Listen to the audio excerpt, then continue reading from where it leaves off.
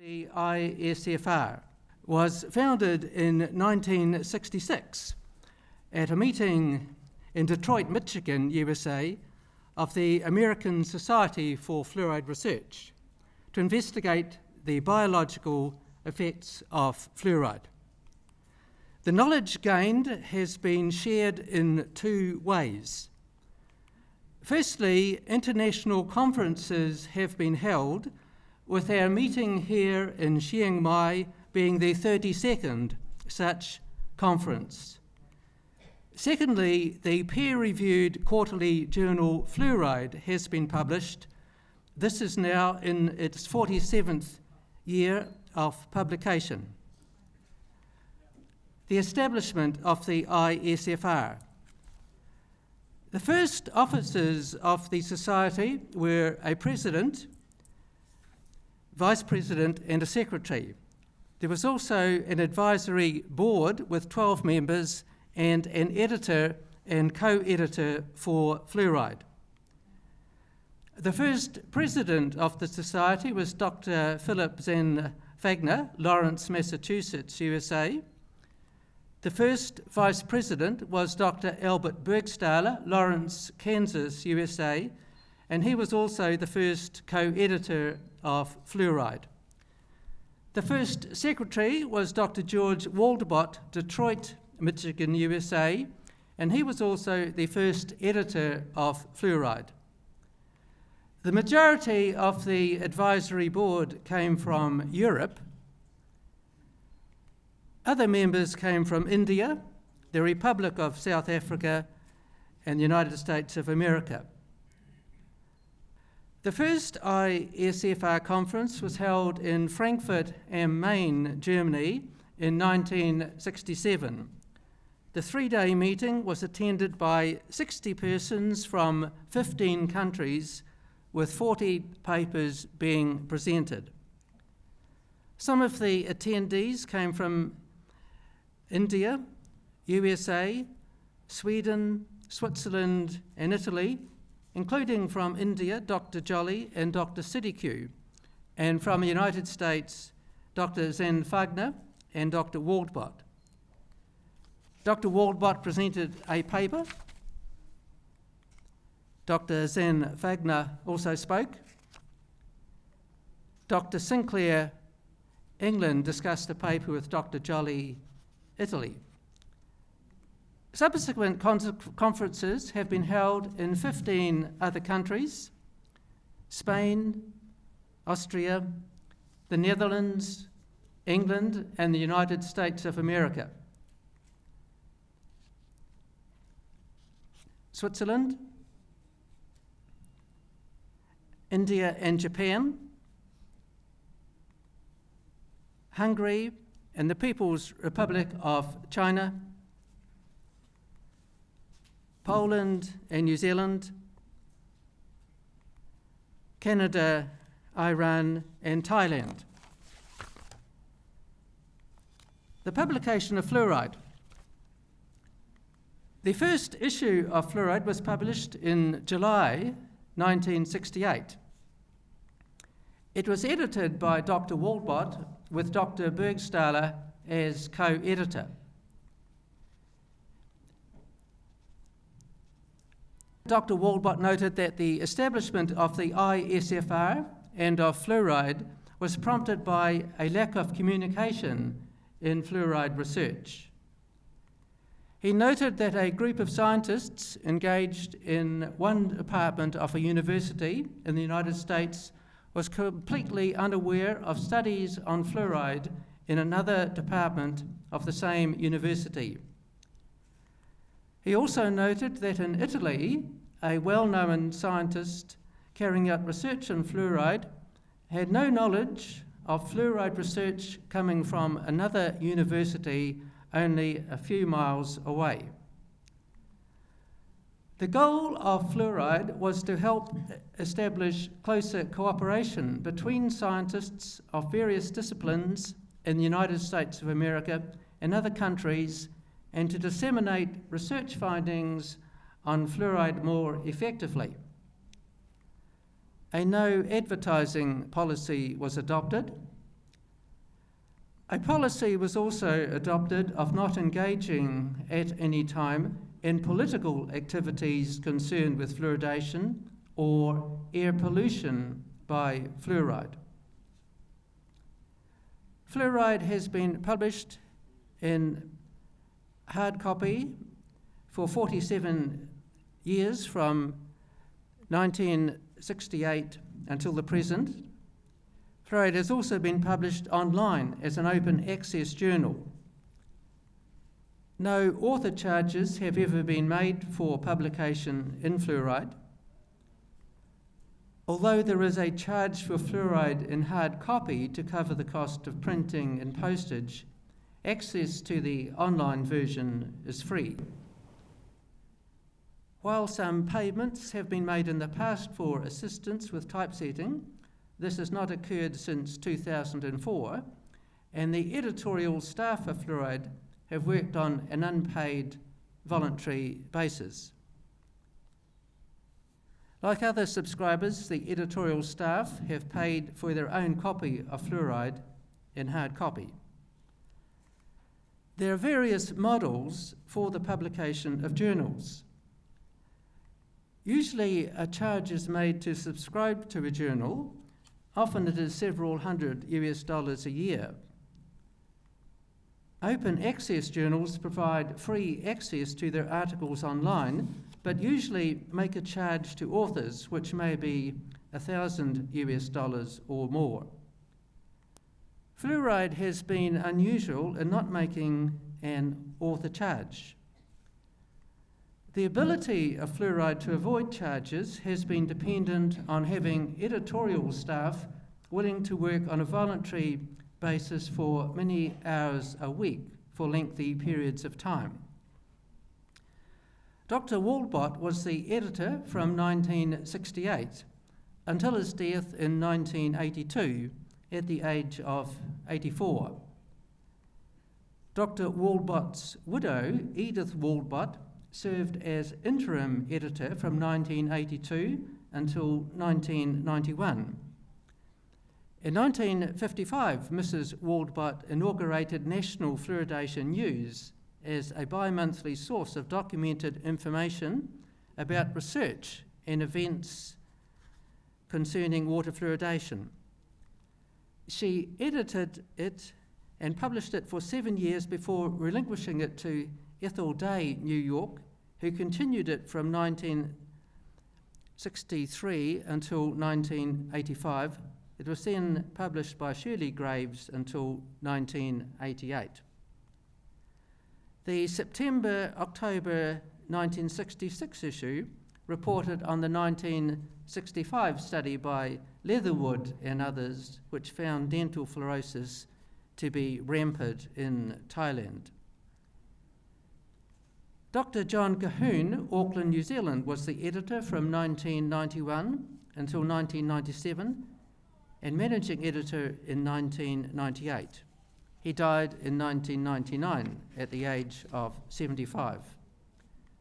Dr. Albert Bergstahler was co-editor from 1968 until 1982, was acting editor from 1982 until 1991, was a co-editor again from 1991 until 1997, was scientific editor in 1998, editor from 1999 until 2012, and then editor-in-chief until his death in 2013 at the age of 85.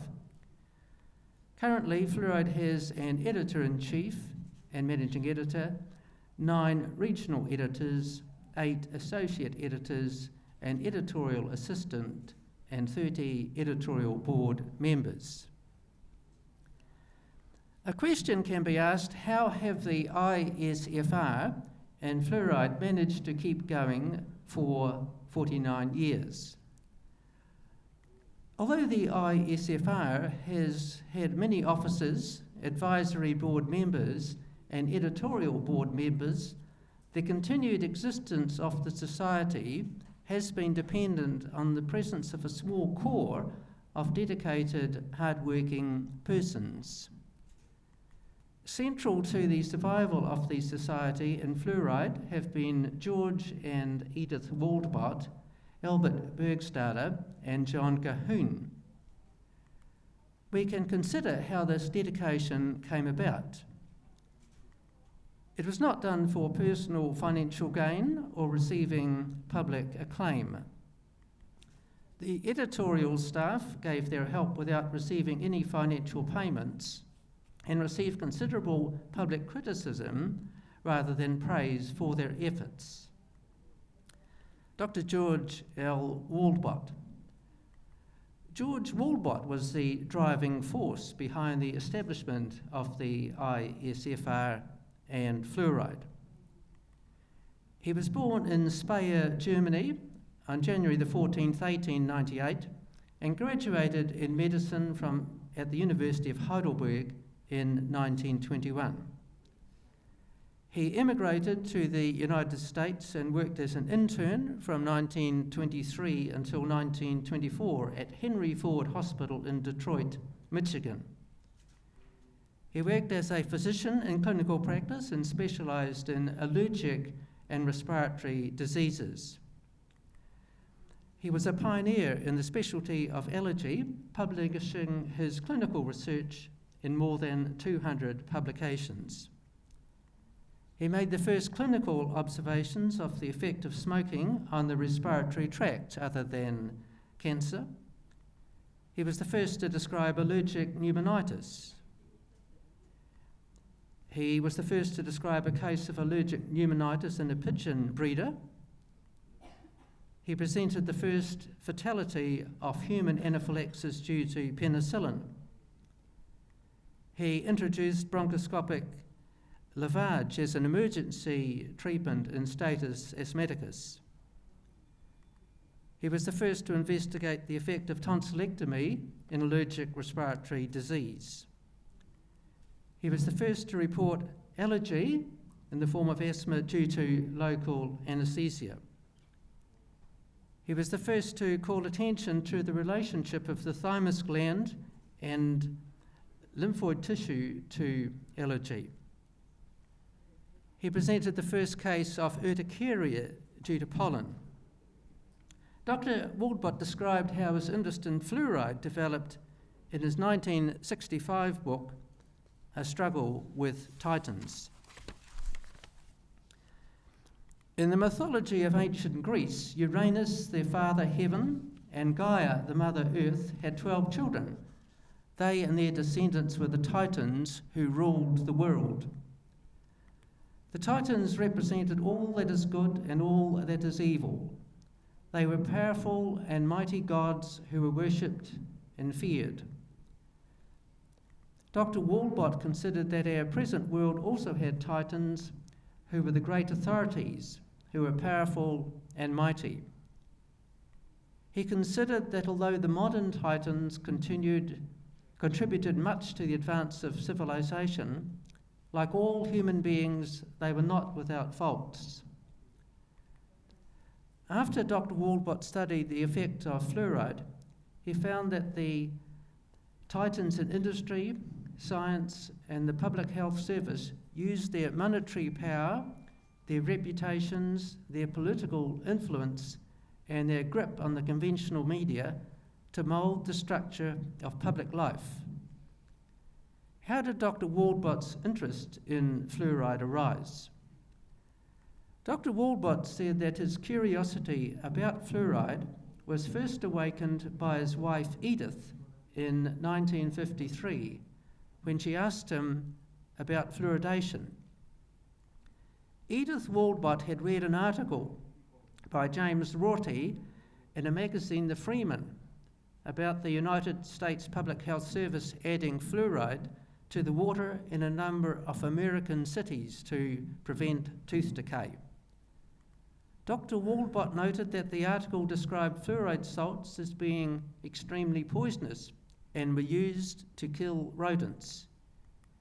He felt sure, however, that the small amounts added to the water would not be harmful. Dr. Waldbott considered that the United States Public Service had excellent scientists and that they would have made enough studies to be sure that there was no possibility of the added fluoride causing any harm.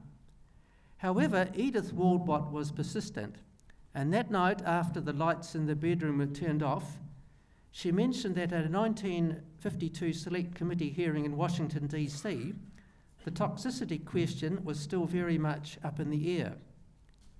Dr. Waldbott considered that he was sure the proper authorities, particularly the American Medical Association, would have answered any questions before fluoridation was started by the United States public health system. At breakfast, Edith Waldbott queried whether the AMA, the American Medical Association, could be in error, and noted that even the valuable drug penicillin could be harmful to some and even cause death.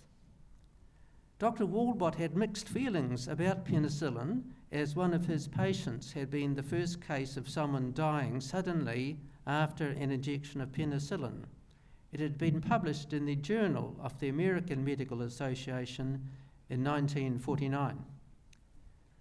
He considered that those who gave unfavourable evidence at the Select Committee hearing were likely to be quacks and charlatans. Edith Waldbott argued that the unfavourable evidence presented at the Washington, D.C. hearings had come from respected career scientists who were leaders in fluoride research. She noted that the Aluminium Company of America had pollution problems with fluoride, with contamination of the atmosphere, poisoning of livestock, and damage to plant life. She commented that the Aluminium Company of America were offering grants to research groups for a solution of their serious disposal problem, and the American Public Health Service was collaborating closely with industry in the disbursement of the research funds. She thought it was possible that a conflict of interest might tarnish the objectivity of a researcher holding an influential position. Dr. Waldbott said he was revolted by the thought that the scientists in the Public Health Service could be motivated by politics or personal gain. He said that he ended the discussion of fluoridation by giving a strong rebuke to his wife for mentioning that scientists might have ulterior motives. Edith Waldbott, however, was not satisfied with his answers, and next morning had several letters ready for posting addressed to the scientists who had appeared as expert witnesses in opposition to artificial fluoridation at the Washington hearing in 1952. She received in the mail many statements and articles on fluoride, and soon she had an up-to-date knowledge of fluoridation which Dr. Waldbott and many of his medical colleagues knew little about. Dr. Waldbott said that his interest in fluoridation was lukewarm. He said that he was impressed by an article by Dr. G.W. Rapp, Professor of Biochemistry and Physiology, Loyola University School of Dentistry, published in The Burr in 1950. The Rapp article noted that fluoride affected enzymes, particularly those involved with phosphate transporting systems and carbohydrate metabolism. Edith Waldbott asked why such an instructive article by a competent scientist was not published in one of the widely circulated United States scientific journals. Dr. Waldbott wrote to Dr. Rapp to commend him on his article and was puzzled by his reply. Dr. Rapp did not answer the questions Dr. Waldbott asked. He reversed his previous stand and apologised for having brought valid research to light. Dr. Rapp stated the massive evidence afforded by reputable scientific investigators attests to the inherent non-toxicity of the procedure, fluoridation. Dr. Rapp commented, "I am persuaded by a reputable scientific investigation that the procedure, fluoridation, has merit so long it is not construed to be a panacea against tooth decay." Dr. Rapp wrote, "I insist that many self-seeking individuals have misquoted me and have taken out of context statements made by me." Dr. Waldbott noted that all American dental schools were beholden to the United States Public Health Service for grants, and that Loyola University had endorsed fluoridation. He wondered if an appeal to group loyalty had caused Dr. Rapp to abandon his objective approach to the subject. Dr. Waldbott learned subsequently of other instances in which scientists who had presented data unfavourable to fluoridation withdrew their objection in order to avoid friction with those with whom they were associated. He was also impressed by a series of 8 articles in the Toronto Globe and Mail in January 1954 entitled "Boon or Blunder" by Betty Lee, in which both sides of the fluoridation controversy were presented. Dr. Waldbott said that the Rapp and Lee articles aroused his interest in fluoridation, and he decided to learn more about it. He was also interested in drug intolerance, in which an allergic person is less tolerant to drugs than normal people. He became aware of an asthmatic patient who died within an hour of being given 100 milligrams of phenobarbital. Hemorrhages and congestion in the brain, liver, and kidneys at autopsy indicated poisoning by the drug in a dose that was harmless to others. He also learned of an asthmatic patient who died within 3 hours after receiving an intravenous injection of 500 milligrams of sodium salicylate for the treatment of sinus infections. She died without evidence of having allergic symptoms like asthmatic wheezing, hives, or nasal congestion. Small hemorrhages in the stomach and upper small intestine at autopsy indicated she died from salicylate poisoning. Dr. Waldbott said he realised that the allergic patients that he saw in his practice would be the first to suffer harm from fluoridation. He said that research in this area was non-existent. He said there was no support for the persistent claims of dentists that an overwhelming mass of evidence proved fluoridation absolutely safe. He noticed a quote from the Latin writer Lucretius, "Quod aliae cibus est alias fiat acre venerum." What is food to one may be fierce poison to others. Dr. Waldbott also met in 1954 a 40-year-old female resident, Mrs. S.S. of Bay City, Michigan, who had spastic bowels, gastric disturbances, polydipsia, that's drinking a lot, polyuria, passing a lot of urine, and persistent migraine-like headaches. She said every morning on awakening she was so thirsty that she had to drink several glasses of water. She asked, "Doctor, could the Bay City water do that to me?" Dr. Waldbott inquired, "What makes you think so?" Mrs. S.S. said, "For the past 2 to 3 years, I've had a continuous desire to drink lots of water." Neither Dr. Waldbott nor Mrs. S.S. realised at that stage that Bay City's water had been fluoridated for 3 years since 1951.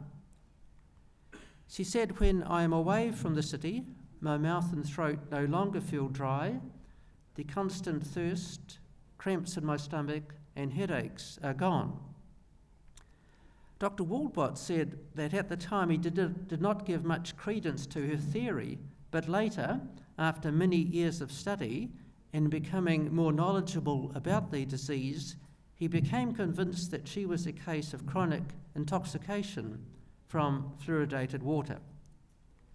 Dr. Waldbott said that his interest was now thoroughly aroused, and he decided to do some research on fluoride and its effects on humans. Dr. Waldbott said he had been credited with several basic contributions to knowledge in allergy. He said he did not anticipate the inevitable repercussions involved in carrying out research on fluoridation. He said that research on fluoridation was totally different to research on allergy. He said he was not aware that research on fluoridation might wreck a man's career. Dr. Waldbott's investigation of fluoridation.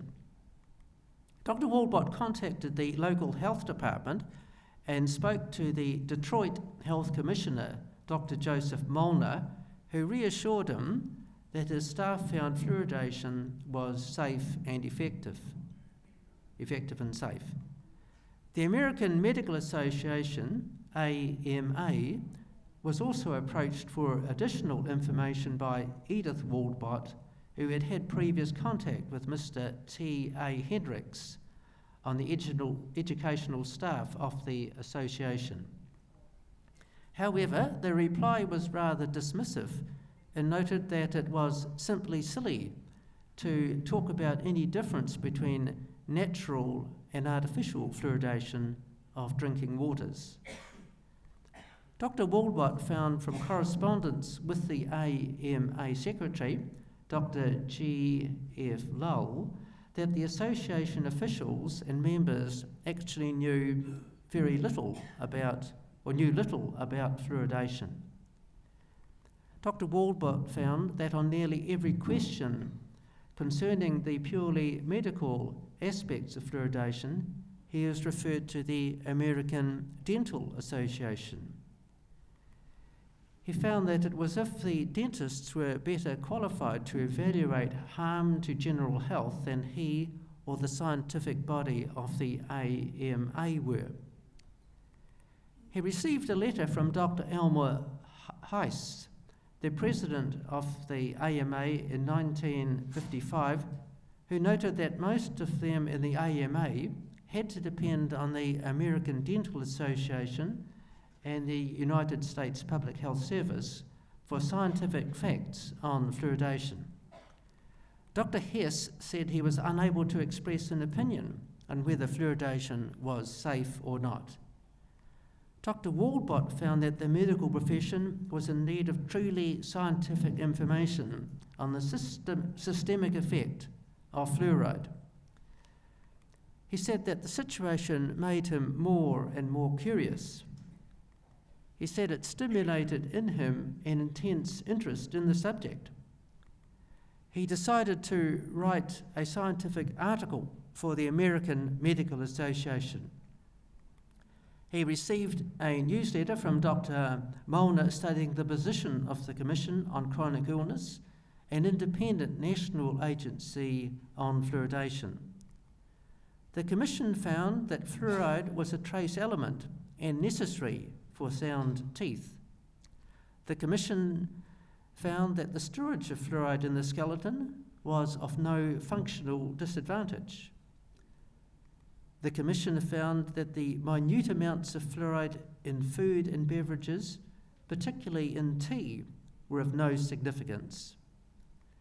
The Commission implied that fluoridation must be harmless because more than 3 million people have been drinking water containing fluoride naturally for generations. Waldbott wrote to Detroit's dentists in May 1954, answering some of the points made in the Commission's report and seeking their views on fluoridation. Dr. Waldbott received many replies, most of which were critical of his comments. Some of the dentists were interested in the information Dr. Waldbott gave them and sensed something strange was going on in the promotion of fluoridation. Dr. Waldbott formed a group to study fluoridation and several Detroit physicians joined him. However, a local dentist approached each of the members of the group and they all received their share of harassment and embarrassment.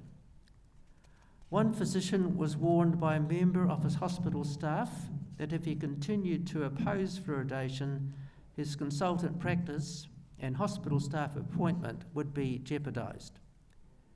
Dr. Waldbott's group broke up as the other members withdrew.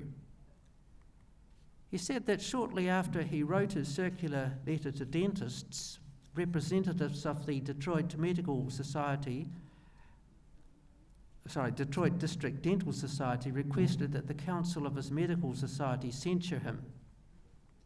The dental representatives claimed that opposing fluoridation was unethical and should not go unpunished.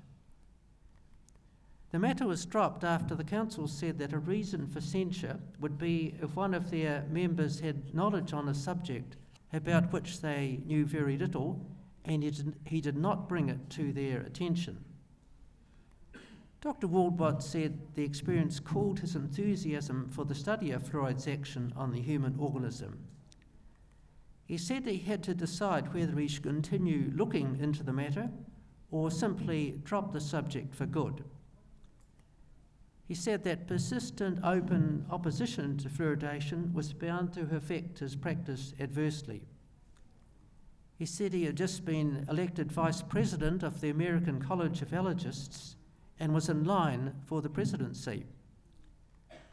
He said that any activity in opposition to fluoridation would almost certainly preempt his becoming president.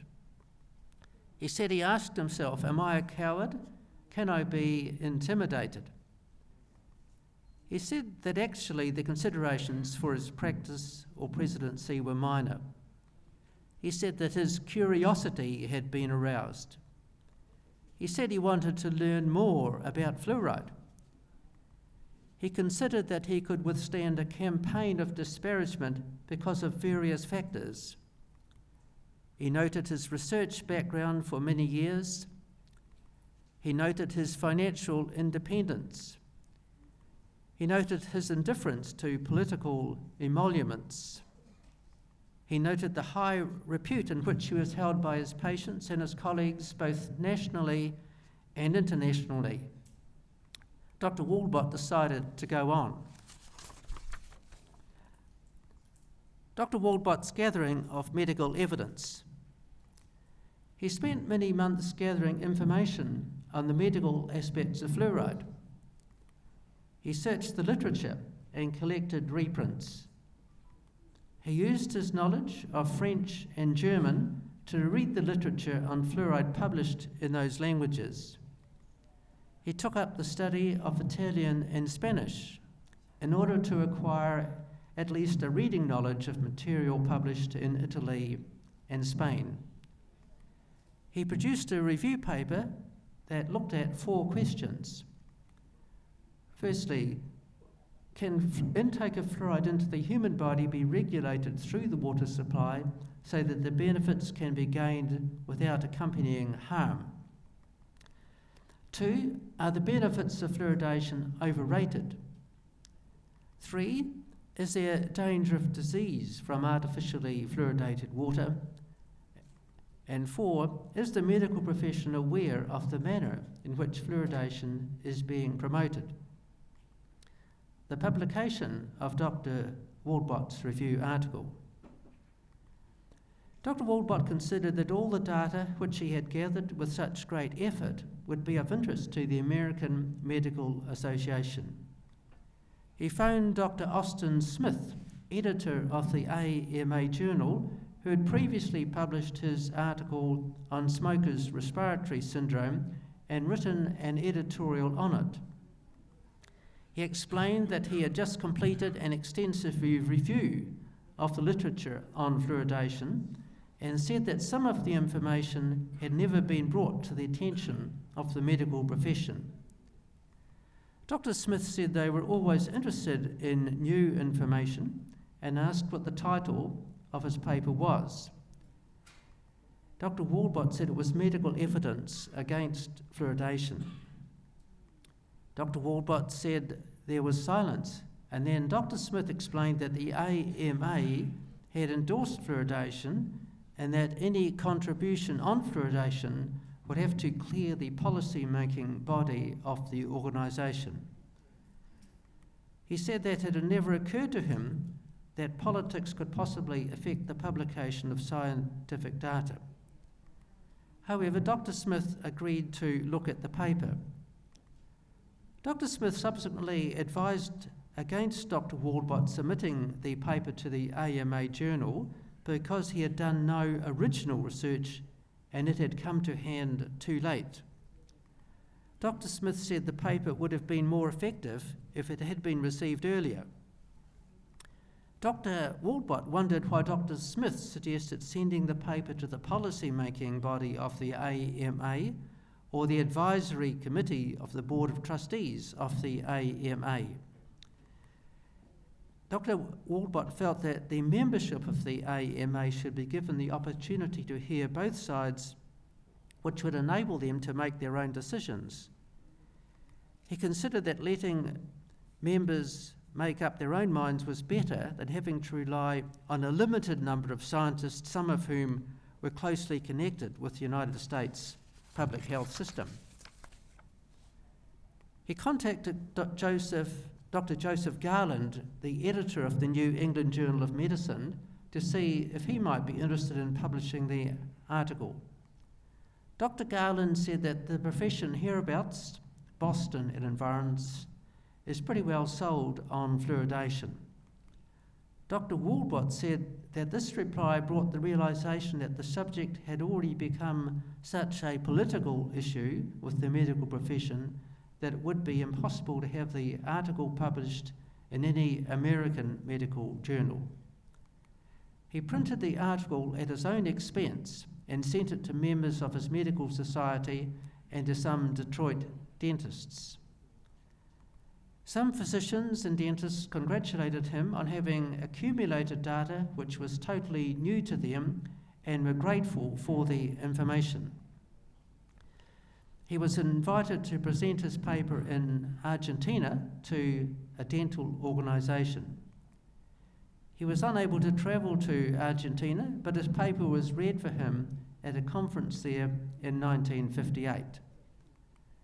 He was contacted by the Australian Journal of Dentistry, who requested the privilege of publishing the paper. The paper was published in the Australian Journal of Dentistry in February 1955. The response to the publication of Dr. Waldbott's review article. Dr. Waldbott said that after his paper was published, Professor Philip Jay, University of Michigan, and Dr. Fred Wertheimer, Michigan Department of Health, requested critiques of his work from their United States Public Health Service colleagues. 3 critiques from Drs. Cox, McClure and Russell were selected and distributed to newspaper editors and to the American Dental Association, ADA, in Chicago. All 3 critiques contained various errors. Instead of pursuing the traditional method of openly criticising a scientific publication through the journal where it was published, a dossier on Dr. Waldbott was prepared by Elias Kleinschmidt of the ADA. The dossier Information about George L. Waldbott, MD, FCAP.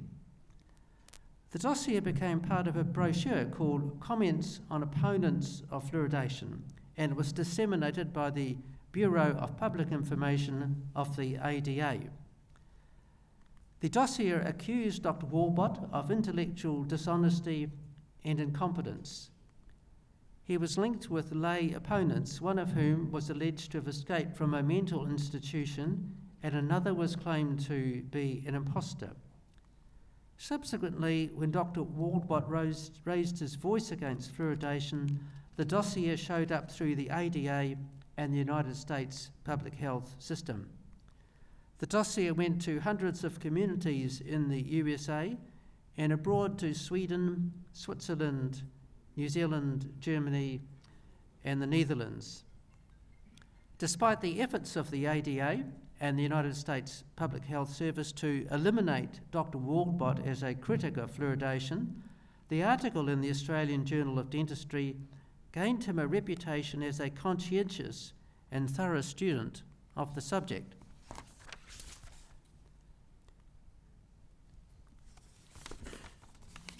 Dr. Waldbott's conducting original research. Dr. Waldbott heeded the advice given to him on July the 9th, 1954 by Dr. Austin Smith of the Journal of the American Medical Association and began to conduct original research. On September the 11th, 1962, the city of Windsor, across the river from Detroit, began fluoridation without the knowledge of citizens. The commencement of fluoridation was announced in the press 2 weeks later. Mrs. M.H., 57 years, and Mrs. E.K., 38 years, had been in the habit of drinking 1 or 2 glasses of water before breakfast. For some unknown reason, they suddenly experienced abdominal cramps and vomiting immediately after their customary morning drink. During the course of the day, they developed headaches, pains in the lower spine, and numbness and pains in the arms and legs. They had never had these discomforts before. At the time, they were not aware that Windsor's water had been fluoridated. Mrs. H's physician, Dr. F.S., suspected a stomach ailment, but his treatment did not help. After several weeks of careful observation, he advised she discontinue drinking fluoridated water. Mrs. K related her illness to the water on her own.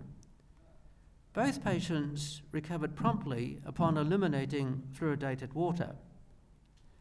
Mr. DH, 59 years, and Mrs. ICW, 57 years, had similar presentations, but in addition to the stomach and intestinal disorders, they noted a slowly progressive deterioration in their mental acuity.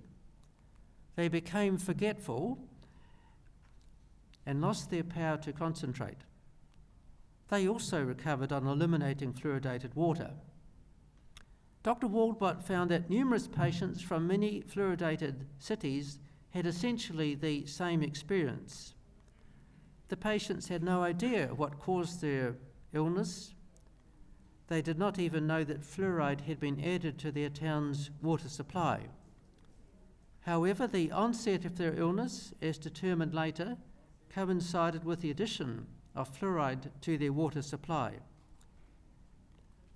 Their symptoms were, with minor variations, a combination of gastrointestinal, bladder, and neuromuscular disturbances simulating hyperparathyroidism with disturbed calcium phosphorus metabolism. Some experienced arthritic pains, ulcers in the mouth, and a tendency to hemorrhages.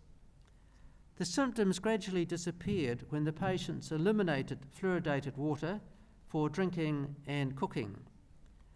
In some individuals, recovery took place when they were away from home for extended periods, visiting non-fluoridated cities.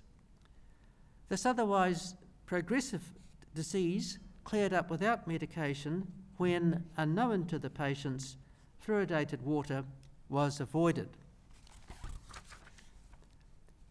Dr. Waldbott was then able to demonstrate by double-blind testing with a number of patients that the illness was caused by fluoride and no other substance. He analysed more than 200 urine samples for fluoride.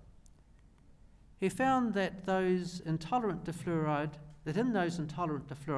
there was no correlation between the presence of symptoms and the level of fluoride in the urine. He said that the amount of fluoride in a person's urine did not indicate how susceptible the person was to damage from fluoride. He said that those that eliminate little or no fluoride in their urine might, under certain conditions, accumulate relatively large amounts of fluoride in vital organs. He said that the basic lesson from any work on fluoride is the fact that no two persons respond alike. He found that his research incontrovertibly proved that fluoridation was hazardous to health. He considered that his research was an indictment of those who had initiated the fluoridation program without first securing proof of its safety. He also considered his findings indicted the multitudes who had permitted themselves to be carried along by the current. He said his findings indicted those who had blindly accepted the word of authorities or so-called fluoridation study committees without making their own independent investigation. He said that in 1955 he was visited by Dr. Hornung, Germany, who was one of Europe's most fanatical promoters of fluoridation. He said he hosted Dr. Hornung, and when Dr. Hornung gave his wife a bouquet of red roses, he was convinced he was a gentleman. Dr. Waldbott said that perhaps his German background made him assume that a scientist, a German, and a gentleman could only be interested in science and truth. Dr. Waldbott said after his visit, Dr. Hornung wrote a letter which distorted the facts about Dr. Waldbott's approach to diagnosis. Dr. Waldbott said that the ADA and the United States Public Health Service utilised this letter for all that it was worth, and it was produced wherever fluoridation raised its head. He said that whenever his name was mentioned in connection with fluoridation, the letter was produced. He said the letter was reproduced widely in the United States of America and in Australia, New Zealand, the Netherlands, Germany, England, Sweden, and Switzerland. He said it resulted in the labelling of anything he said as being unconvincing and unscientific. He said that this device completely neutralised the powerful evidence he had produced. He said that by 1957, he had enough data to be certain that fluoridation was harmful. He said that in July 1957, he was invited to present his evidence of harm to 2 AMA councils on pharmacy and chemistry and on foods and nutrition. He said that there was a hostile atmosphere at the hearing. He said only 2 council members had carried out research on fluoride. He said that several members were officers in the United States Public Health Service, the agency promoting fluoridation. He said the other committee members had to be cautious about their position, since all scientists connected with universities were dependent upon the United States Public Health Service for their salaries and research grants. He said that only 1 sentence was given to his testimony in the report of the councils. He said they reported Dr. Waldbott's reports of chronic fluoride poisoning failed to demonstrate enough consistency to justify impartial acceptance as showing a symptom complex due to fluoridated water. Dr. Waldbott said that since inconsistency was the most characteristic feature of chronic fluoride poisoning, this comment actually tended to confirm his observations. He said that subsequently he reproduced the disease at will by administering minute doses of fluoride on a double-blind basis. Dr. Waldbott said the council's only objection was thus eliminated. He said that the report of the council was debated at the House of Delegates of the AMA. He said that a stormy debate took place, and despite the disapproval by approximately 1/3 of the delegates, the report was accepted. He said that after the release of the AMA's endorsement of fluoridation, a vigorous promotional campaign was started. He said that he realised it was almost always futile to try to change the attitude of anyone who had already committed himself in favour of fluoridation.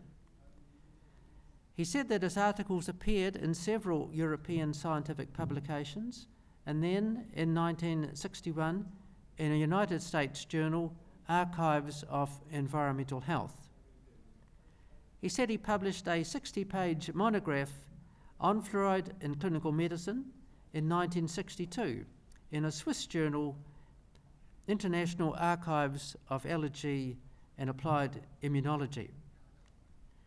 He said that the editor of a major American medical journal then desired to publish it. However, his editorial advisors rejected it, mainly because Dr. Waldbott had not recommended the great health measure of fluoridation. Dr. Waldbott said he purposely confined his presentation to scientific data and did not mention fluoridation because of its political overtones. He noted that in medicine, communication could be done in two ways: the medical journal and the medical meeting. He noted in 1959 that scientists in Palermo and Rome, Italy, and in Paris, France, were not familiar with the fluoride research the other groups were doing. He proposed a conference on fluoride research to be held in Rome in March 1961. 3 weeks before the conference was due to begin, the Italian Ministry of Health withdrew its support, and the conference had to be cancelled. An allergist from the Netherlands then offered to hold the conference there. However, when the allergist friend wished to include a visit to the fluoridated town of Thiel, Dr. Waldbott felt obliged to cancel the conference.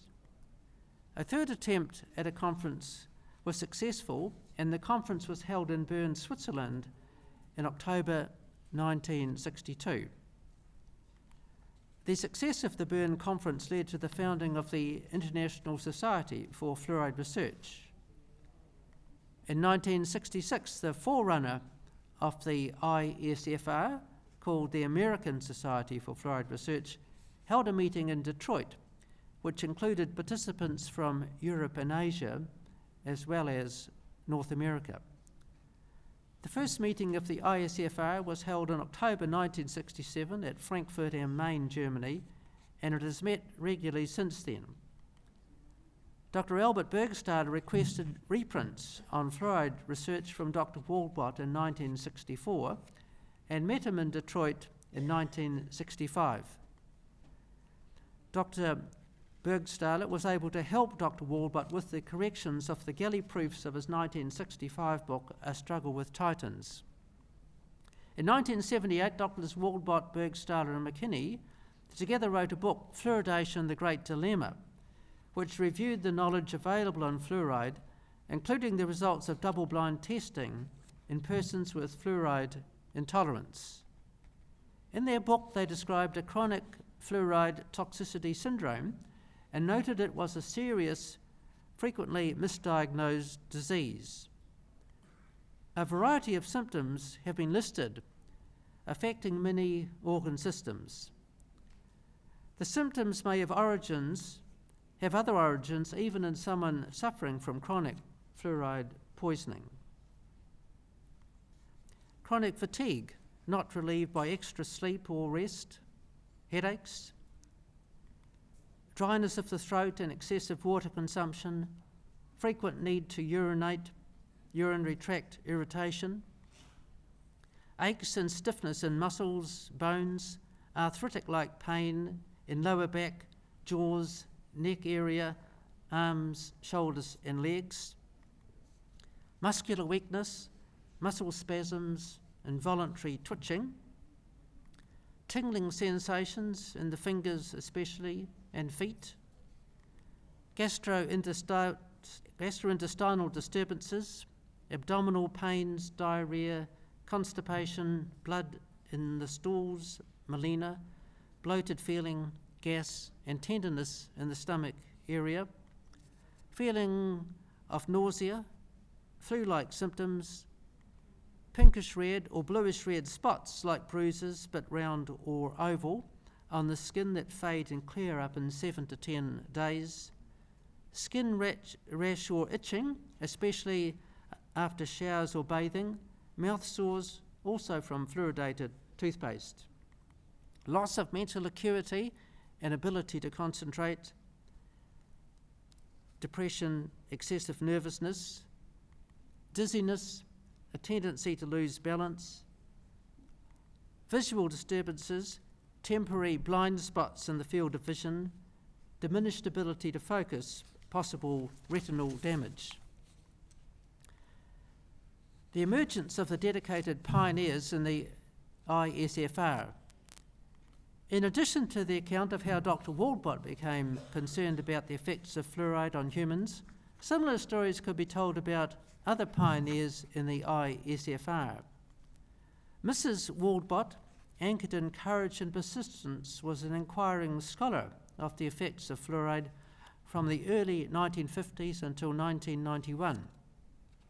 Her journey is described in Fluoride in 1997. Dr. Bergstahler's account of being personally affected by fluoride has been described in Fluoride 2013.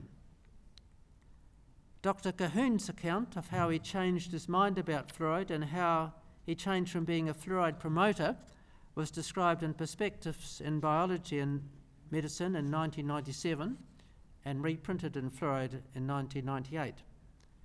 Similarly, Dr. Richard Fawkes, 1923 to 2007, Associate Editor of Fluoride, changed from recommending fluoridation for British Columbia in 1973-1974 to realising that his previous views favouring fluoridation were no longer tenable. From 1990, Dr. Fawkes, with his wife Anne, spent much of his time speaking and writing on fluoride and fluoridation, and In Memoriam is published in Fluoride 2007. The emergence of these dedicated pioneers of the ISFR, Dr. Waldbott, Dr. Bergstahler, Dr. Cahoon, and Dr. Fawkes, followed their being personally convinced that fluoride was harmful to humans and that this information was not receiving a fair hearing. They were concerned that intimidation with personal harassment and withdrawal of United States Public Health Service research funding were used to stifle criticism of water fluoridation. The question can be asked, is there still a need for the ISFR and fluoride? The publication in August 2014 of Health Effects of Water Fluoridation, a review of the scientific evidence in New Zealand, suggests there is still a need. The report was published on behalf of the Royal Society of New Zealand and the Office of the Prime Minister's Chief Science Advisor. The report found that the efficacy and safety of fluoridation of public waters supplied within the range of concentrations currently recommended by the Ministry of Health, 0.7 to 1.0 milligrams of fluoride per litre, is assured. They found that no effects on brain development had been substantiated. However, in the executive summary, they described the 2012 meta-analysis by Choi, Sun, Zhang and Grandjean of developmental fluoride neurotoxicity as showing an IQ difference of less than 1 IQ point, when the difference was actually 6.75 points. That this error failed to catch the attention of the expert panel members who worked in close collaboration with the author, Dr. Anne Bardsley, suggests that there is still room for better understanding of the science of fluoridation. Similarly, a statement in the 2014 paper by Choi and others, Association of Lifetime Exposure to Fluoride and Cognitive Functions in Chinese Children, a pilot study available online in Neurotoxicology and Tetralogy as an uncorrected proof on November the 8th, 2014, raises questions. Choi and others state fluoride is a trace element that is necessary for the human body. Choi and others also state the proper amount of fluoride not only prevents dental caries, but also promotes the use of calcium and phosphorus, and the calcium sediment in the bone stimulates bone growth and maintains bone health. These statements that fluoride is a necessary trace element and that it is required for the development of healthy teeth and bone are all contentious. Thus, a need can be seen for continuing discussion and research on the science of fluoride. Whether the publication of the research still needs to be in fluoride is another matter. Fluoride has filled an important role for the past 49 years by providing an avenue for publications in fluoride without author charges, but other journals are now more willing to accept articles on the science of fluoride. However, there is a depth of understanding of the science of fluoride in the articles published in fluoride, and this background is not always evident in the statements on fluoride published in some other journals. I think it would be helpful for the ISFR to continue to meet and publish research on fluoride. Because of the costs of travel and the growing awareness of our need to minimise our carbon footprints, our conferences may tend to become more regional than international. Meetings via Skype or using similar internet methods may also be an option to consider. Some publishers are willing to take over the publication of fluoride. However, this is likely to be associated with the imposition of author charges for open access articles and a higher subscription for the journal in hard copy. I would prefer to see a continuation of the present system where costs to authors and subscribers are kept to a minimum. This system has been dependent on the emergence of dedicated voluntary workers, and whether there will be a sufficient number of these in the future is an open question. It is easier to look back than to see into the future. However, I am hopeful that fluoride will continue in some form so that the science of fluoride receives a proper and informed scrutiny and the damage caused by this element to plants, animals and humans is minimised. Thank you for your attention.